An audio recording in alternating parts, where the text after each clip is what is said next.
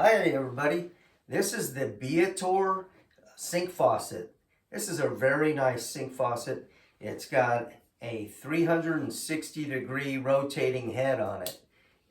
And you can hear it click. Very precise. You can put it in different positions. And so it's got like a waterfall effect there. And if you were to put it this way, it's got a ability to spin at 360 degrees, and at each 90-degree turn you have a different head setting, water setting.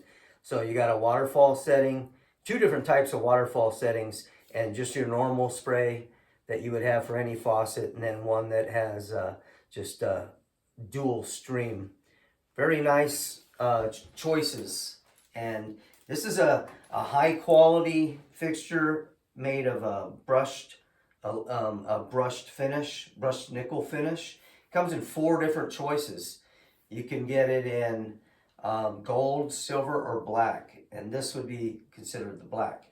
And it also just has a simple lever for operating for hot and cold, and it's easy to install.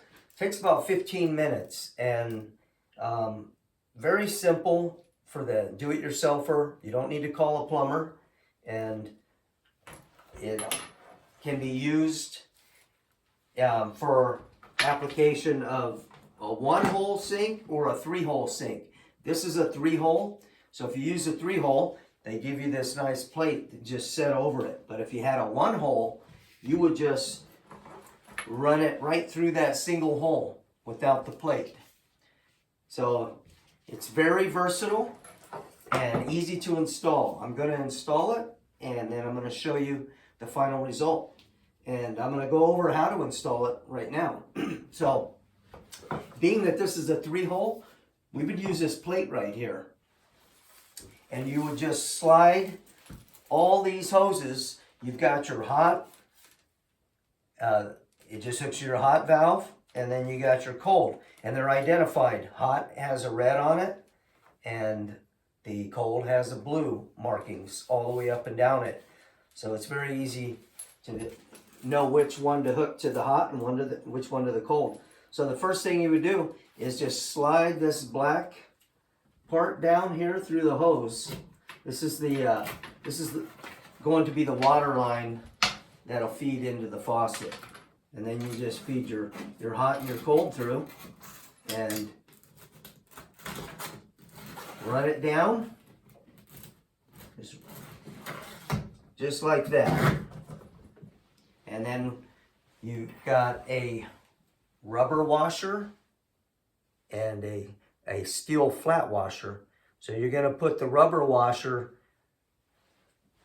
up, making the seal, and the flat metal washer underneath that. So the rubber washer goes first, and then the flat washer, and then you just use this easy to screw on nut mechanism. So it's the size of it's very nice, so you can get a grip on it. You don't need any tools.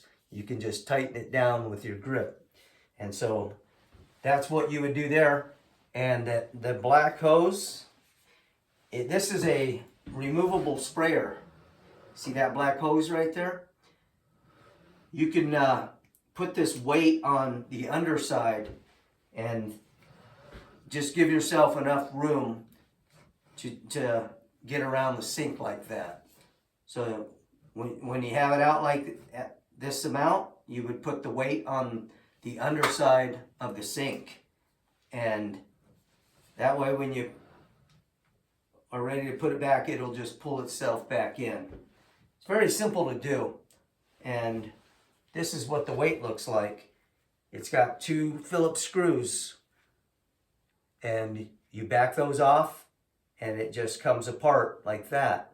And then you put it over the black hose. It's got a spot for the hose to fall into, and just put it over the hose and tighten it up.